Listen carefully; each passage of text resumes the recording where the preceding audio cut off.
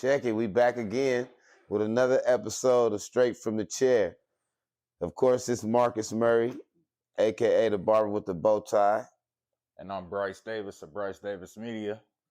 And we're here at Icons Barber and Beauty Salon, 313 Beauty Supply, 125 North Allison Avenue, Xenia, Ohio. So it's been an interesting holiday.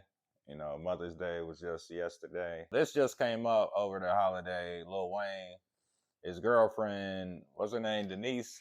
Bidet? Yeah. Yeah, she said that. Hey, she kind of fine, though. Yeah, she decent. And, Nah, she kinda you know, fine. she definitely was around him. You know, I saw all the pictures of them together. Yeah. And she came out and said that Lil Wayne broke up with her on Mother's Day. And now she's claiming that he used to assault her and multiple other women, and she's looking for an attorney. And it seems like they're just trying to take us out one by one, yo. Like, when that happened to Jay-Z, everybody was like, oh, yeah, you know, he may have did that. But now when it's somebody closer to us, like Lil Wayne, it's like, all right, where do we draw the line and be like, yo, we gotta figure this out. We gotta do something about this. Well, I mean, you said she reported that he broke up with her. Right. And then after that, she alleged that he was abusive to her. All that shit could be true. I mean, he could possibly. I'm learning, man, these musicians are crazy as fuck. Yeah, I'm not going to say it didn't happen. Right. Well, so, you know, I don't know. I'm one of them people who, if I wasn't there, I can't say what happened. But just for sake of conversation, Right. I'm going to go back to a documentary I saw about Tammy Terrell.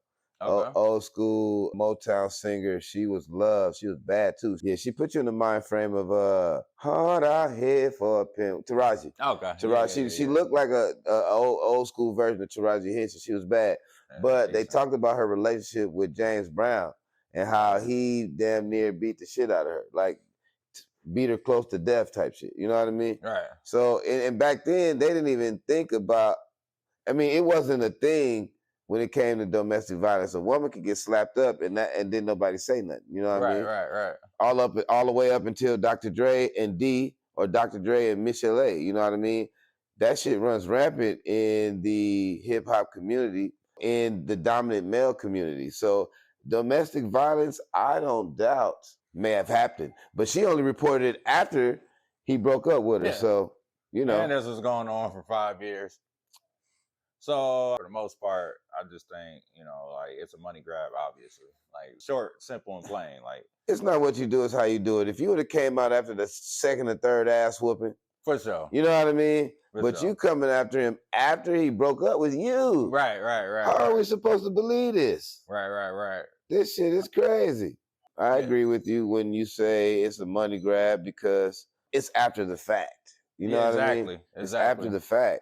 Like, I don't doubt anything because anything's possible. You know what I mean? But it's not what you do, it's how you do it. You coming in talking about he beat my ass after he broke up with me. You admitted he just broke up with you. So Right. So she's vengeful, and so now Lil Wayne got to think to himself, am I going to fight it, or am I just going to go ahead and give the settle money?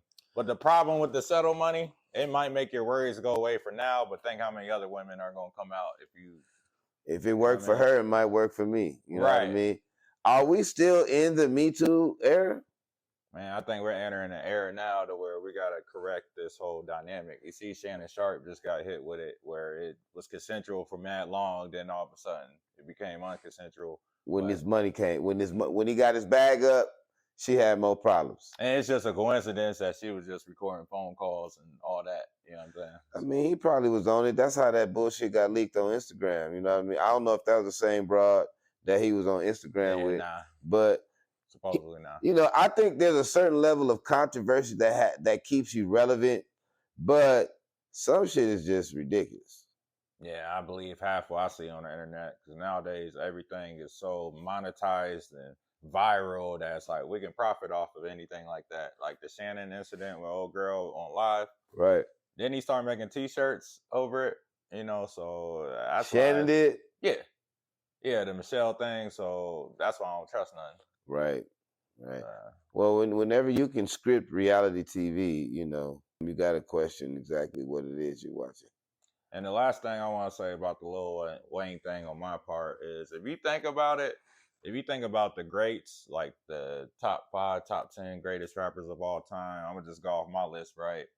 Tupac, Grape, Nas. Remember, Clee said that he was a woman beater, and Jay-Z, you know, he just beat his allegation. Biggie, you know, they say he was, you know what I'm saying, putting hands on his girls. And, you know, it goes on and on. I'm sure he can name more as well, but it's kind of, you know, like what Cat Williams said. Like, it's like all of our greats have an asterisk next to their name. Right. But, you know, just because they're great in talent doesn't mean they're not regular human beings, man. Right. That goes back to, you know, what we were saying about your personal life flowing into your professional life. You know, the last podcast when we talked about and integrity is everything. Yeah. So the more you become an example to other people because of your talents, the more you become responsible for your actions in front of them. You know what I mean? So even when the door is closed, they say integrity is what you are when nobody's looking. Right. You know what I mean? Like, yeah. So when you with your woman and she's giving you a problem, you're not gonna slap up on her because nobody's looking, because you're not gonna do that at the some people might, but you're there'll be some regulars. You know what I mean? Some people not gonna be slapping up on a girl in public. They're gonna wait till they get home. So why do that in behind closed doors if you are not gonna do it? So don't do it. You know what I mean? Right. Don't do it. And on top of that, you know, Wayne and a lot of celebrities, they have status and power to where women might not come out as early as, you know, your average man would, as far as like doing something about it. Especially if you have a career within the field, you know. Yeah. Like if you're a thriving singer and you're an assistant for a rapper, you might put up with some abuse because you might feel like he has the power to sabotage my career. Even though I personally believe like you can't really be blackballed in 2025. Like as far as if you're an independent person, right, you kind of build your own fan. You don't really need the radio or the label like you did 10, 20 years ago. You know, I agree. My thoughts on that. Yeah, I mean, I really think at this age, I really kind of think domestic violence is played. I really do. It's like, what do you get from hitting a chick? Like, really, what do you get from it? I think as we grow in our emotional IQ and our understanding as men how to articulate our own feelings, we should be able to maneuver the maze of emotions when it comes to expressing ourselves to women. But most of these cats be high off something, be egotistical and prideful. So it's like, well, I don't need you. You're expendable. So when you don't value something, you don't treat it with value. You know what I mean? And that's why women end up with dudes they think love them when you really only with them because of who they are. Yeah. You know what I mean? Yourself. So that might be a double whammy. You know, you with him because of who he is. You don't really love him because of the trauma that nigga experienced growing up. You love him because he a $1 million figure. You know what I mean? You gotta kind of understand maybe the rapper's perspective as well. You know, they might feel insecure because mental illness is real. You know what I mean? Mental health is needed. And we don't talk about that shit enough. These famous people be on drugs and under a lot of pressure and they go crazy. Like your boy Kanye. You know what I mean? Yeah, and sometimes people gotta go through it so the next generation can learn from it. Unfortunately, this might be the case where we look back and be like, oh yeah, they was tripping back in the 90s, 2000s. How much shit we gotta go through? Niggas right. We should have it by now. Right. Especially with the singers before rap and all that, but apparently not, you know. So speaking of mental health, man, we gotta talk about the Rodney Hinton Jr. situation. A deputy died after being hit by a car in Cincinnati. Hamilton County's Sheriff's Office says the deputy was directing traffic on the University of Cincinnati campus when he was hit. The suspect is 38-year-old Rodney Hinton Jr. He is the father of an 18-year-old who was shot and killed by a Cincinnati police officer Thursday morning during a police chase for a stolen car. There was I believe he was like 18, 19-year-old man named Ryan Hinton. He was in a stolen car. Police started chasing him. Him and his friends got out the car, took off running, and as Ryan was running, he had a gun on him. He tripped and allegedly. Right, all this is alleged, by the way.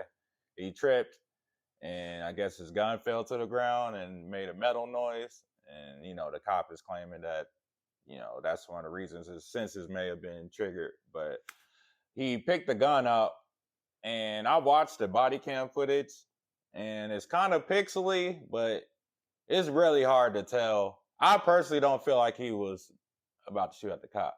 I think the cop overreacted, but he has a right. Like, I can understand why the cop may have overreacted. So he did have a gun?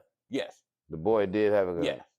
So when he picked it up and he was still running, you know, when you pick a gun up. Yeah. Right. So for a hot second, you know, the barrel's turned that direction. You're running, and you fixed the direction of the gun, but that split second, to him, is branding a gun. So allegedly, he flashed the gun at the cop. And as I'm looking at the video, it's just too blurry around the hand to really tell what happened. Right. So the cop ended up shooting the man, you know. Then they say his back was turned to the cop at that point. Right. So, you know, the cop reacted, shot him. And so the dad, he went up there and saw the police footage, the body cam footage of his son running from the cop. And they said he was so distraught from the footage that the family had to take him home. Like, he drove there and didn't even drive himself home. Right. A couple hours later, he came back, got in his car, and the first police he saw, which was a retired sheriff, he smacked his car into him, killing the officer as getting back for the cop killing his son. My problem with that was it wasn't the officer that killed your son, but I also understand the mentality. You take one of mine, I'm gonna take one of yours. Right. You know, especially if you believe in the whole, you know, like black versus blue, you know, them being part of the same gang. You know right. And I don't even like to promote that. But I don't like to promote us against them because they're against us. It's not even black. There's no verses because we don't have any leverage over them. Verses mean we have some ability to equal out. You know what I mean? It ain't no verses. We're a target of the police.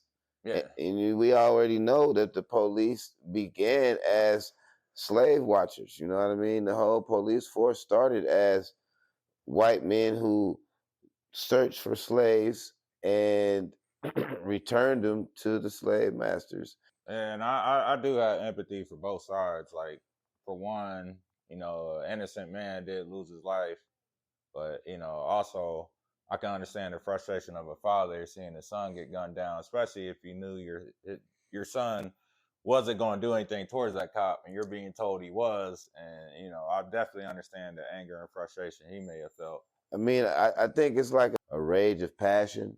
Okay. You know how if a man walks in the house and sees his wife with another man, they say legally he can get away with killing him because of the rage of passion, the passion of rage. Well, that's what they're using in court is, what's it called when you temporary insanity? Insanity, right. Yeah, and I actually, considering the way they described his reaction to the footage, hey, man, like, he might have a case there. Who am I to tell him he's not okay? It's not okay for you to do what you did.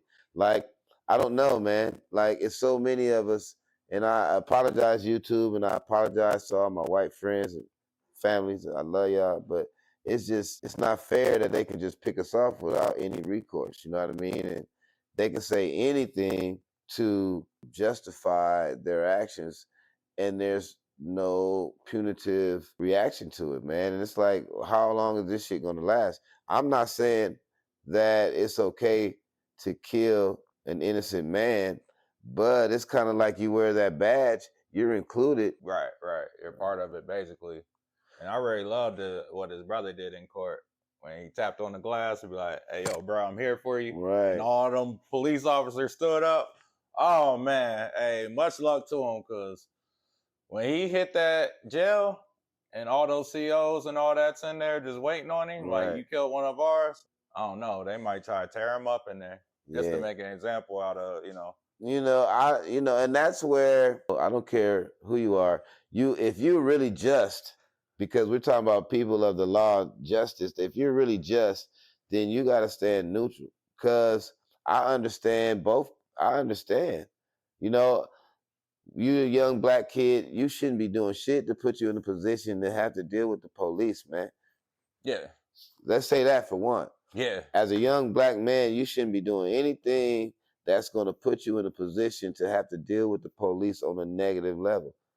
You know we a target. And maybe as a parent, we need to reiterate this kind of shit to our kids. You know, I don't know when the last time his dad had a conversation with him about dealing with the police. That would make me feel terrible if I knew my son was a little knucklehead and I wasn't saying Oh, enough. we're gonna have conversations. You know what I mean? Yeah. Yeah, man. We gotta be more adamant about teaching our kids about how to deal with these police and not put themselves in a position to be a target outside of already being a target. So one thing I've noticed personally is whenever we're in a state of fear, especially running from the police, things like this tend to happen. Like it'd be totally different if when you get pulled over, you got your chin up, chest out, you know, like that whole mentality versus being in a state of fear seems to, we always get the worst end of the stick when we're in that state. We're motivated by fear because we fear law enforcement, which there's a reasonable reason, like as far as them killing. We can't fear law enforcement if we fucking breaking crimes.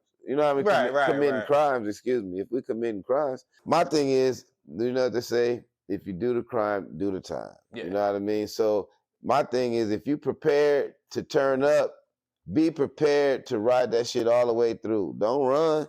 You know what I mean? Thorough. Don't run, because you're going to get popped anyway. But but you saw GoFundMe tried to they did shut down the Rodney. But luckily, there's other alternative sites to GoFundMe, and they were able to raise like mad money. I forget how much exactly, but it was a lot of money they raised. Speaking of GoFundMe, there's a lady who lost her job for calling a little black boy a nigger. Oh, I seen that, and she got a GoFundMe. And they let that breathe. Right, and they promoted her shit till the wheels fall off. She almost at 1 million and she ain't there yet. So, you know, we got to understand, man, the playing fields are unequal. So don't put yourself in a position to get filed, man. Like, I'm sad to hear about the little homie getting popped. But, man, in 2025, bro, we doing the dumb shit. We still doing that dumb shit. Don't get it twisted. I mean, we make mistakes, man. Ain't nobody perfect, man. We make mistakes. But certain shit you just got to know not to do, man. Right. That's why I call healing from the root, because you know we all point out the problem on the surface level, but we don't talk about the root that causes the problem, and that's why we gotta start having these conversations with our sons so we can prevent things like that. Right. When I was little, my mama said, "Shit, watch how you act in them streets, because that's a reflection on me." You know what I mean? My grandma would say the same thing. So anytime and that's when the village was still a part of raising the child, you know what I mean? Like, unless you carrying some valuables, you really don't need to be carrying no strap, you know what I mean? Because I just feel like unless you're a female and you traveling by yourself a lot, or you somebody in the streets, like me, I don't need to carry a gun. I'm not doing nothing that's gonna bring that kind of attention to me. I don't have anything that anybody really wants, you know what I mean? So, and I'm in a town where everybody knows my name, so to speak. So, like, cats around here that tote guns, for what? Now, if I'm in my house and there's an intruder, that's something different, you know what I mean? Right. If we're at the range and we're showing the kids how to use it, that's something different. But just to walk around Wild Wild West, me personally, I don't feel like I need to do that. Right. And if anything, you gotta start hitting the gym, get the knuckle game up. As you know what they've been talking about in the streets. I know everybody done talked about it. You know what I'm about to say. What? 1 man versus 100 gorillas. Or 100 gorillas versus 1 man. I'm about to say 1 man versus 100 gorillas, nigga. It's over.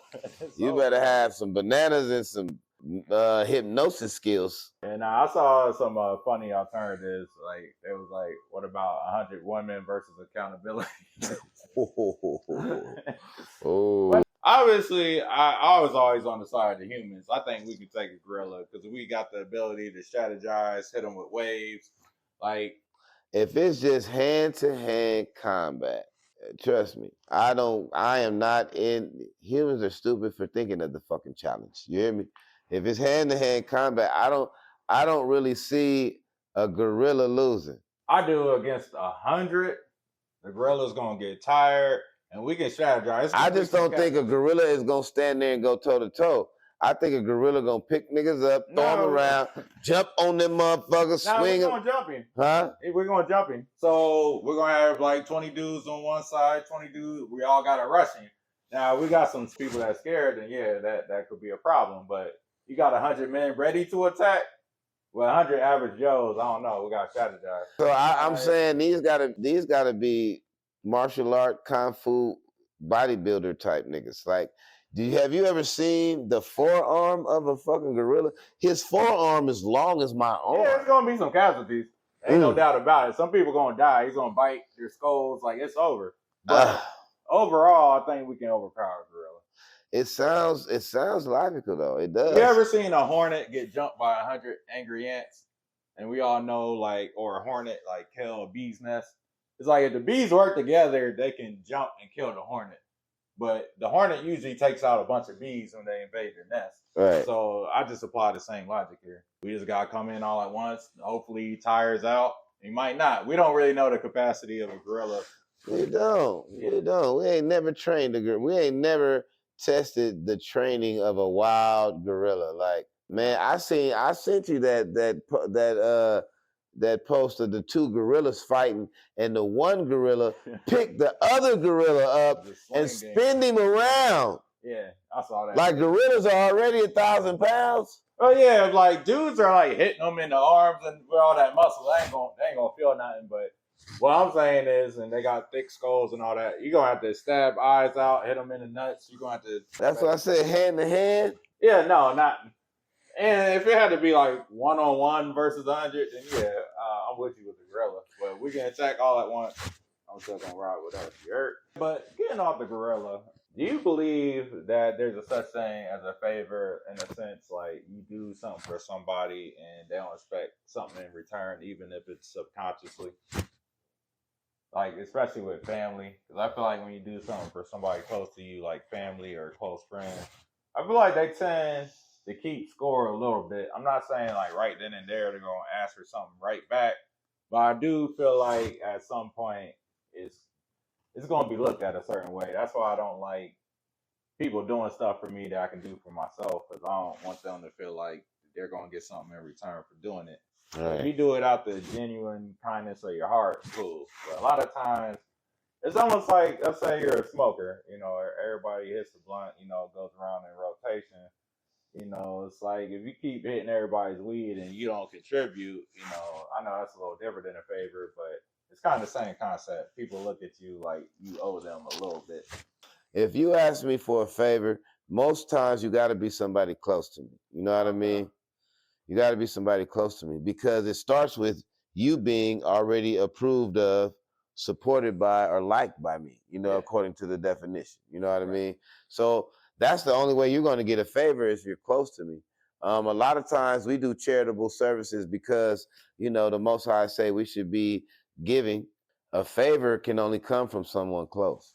Yeah. So if you're giving favors to strangers, then you're already out of bounds, because everybody doesn't receive favor from me. Okay. Just like everybody doesn't receive favor from God. So that should help you decide whether or not someone's favorable.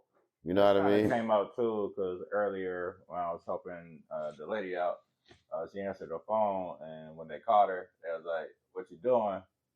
And it's funny because when people ask me what you doing, it's like sometimes I want to say nothing because I'm doing nothing, but sometimes when you say nothing, that turns into, oh, you're free and can do something. Right. So that's why it came back up to me, and it's like, yeah, I'm gonna name what I'm currently doing. I'm gonna try to read out the situation, because certain people, you kind of know when they're asking you what you're doing if it's going to be a favor attached to it. Yeah. So I don't even like people asking me what I'm doing, even though that's just regular conversation. It is. And even being in a relationship, I have to remember that, like, being watched. You know what I mean? Or I come from a very busybody type of mom, like, so she always was telling our business type shit. So me, for that reason, I'm a lot more private than most people I know. Like, I don't even be on Facebook sharing stuff like most people do. So when you ask me what I'm doing, I'm almost offended. Like, what? What you mean what I'm doing? What are you doing? You know what I mean? But let's say you cut the grass and you just relaxing. It's 100 degrees, and it's like, what you doing? And this is the only free time you gonna have. You got an hour. Then I tell them, enjoying this little bit of free time I got. Because you also, once again, favor comes from someone that's close to you. So only so many people can really even ask you what you're doing. You know what I mean? For you, and that you would tell them. Yeah. You know what I mean? Right. You know what I mean? That you would tell them. I would say nothing too. Right. Like, so some people would be like, I'd be like, shit, nothing. I ain't about to do nothing either. If it's somebody that I'm not gonna give my time to, then I'm really gonna be like, shit, I'm busy. Yeah. Cause I am. I'm busy doing nothing. People be so offended too. They be like, yo, free time. You ain't doing nothing. You might as well do this for me. It's like, nah. Entitlement's crazy, ain't it? You ain't entitled to my time. Right. That says a lot about how you value your time. Right. You know, if you protect it, you have boundaries for it. But if you don't have no boundaries with your time, you're probably the type to not be so productive with it. You know what I mean? Real quick, do you believe in love? Before you even answer. Yeah. So I hear people say, if you have to believe something, that's because you don't know it for sure. Okay. You know what I mean? So a lot of people ask, a lot of women ask, do you believe in love? Do you believe in true love? Do you believe in love? So if you believe in it, what do you need to know love? Because if you believe, a belief isn't knowing. What do you believe love is? Because we believe in love. We believe in love. Yeah. So what do you believe love is? It's like extremely liking somebody, like liking somebody with emphasis on it. Like what is like? To be affectionate towards someone. That's liking someone. Like it affects your emotions. So I kind of tie that all together. Like to like someone and to love someone. And there's little lines of difference, but they're pretty much the same thing, honestly. Yeah. An intense feeling of deep affection, a great interest and pleasure in something. That's love. So that's why I try not to use that word for everything. You can't love your mama and love money the same way, or love your kids and love your car the same way. You know what I mean? But we use that term to describe what it says here, an intense feeling of deep affection. You know what I mean? They're close though, kids and money. Like kids is higher, obviously, but once you get that out the way, family, money's like, for me personally, that's like next on my list of priorities. Money. So is that the same kind of love though? Would you do for money what you would do for your kids? Or yeah, because like let's say your kid has an event, you might miss out on some money going to your kid's event. So to me, I'm prioritizing my kid over money. Right. You know. So it's a different kind of love. But it depends on what my kid's doing. But my kid's like, if I'm working on a computer and she wants to show me off a drawing, she gotta wait because money's more important at that moment. Right. She might feel slight rejection there, but she also learned that okay, my dad's attention and time is a little more scarce. Right. Thinking I can just get it at the drop of a dime. So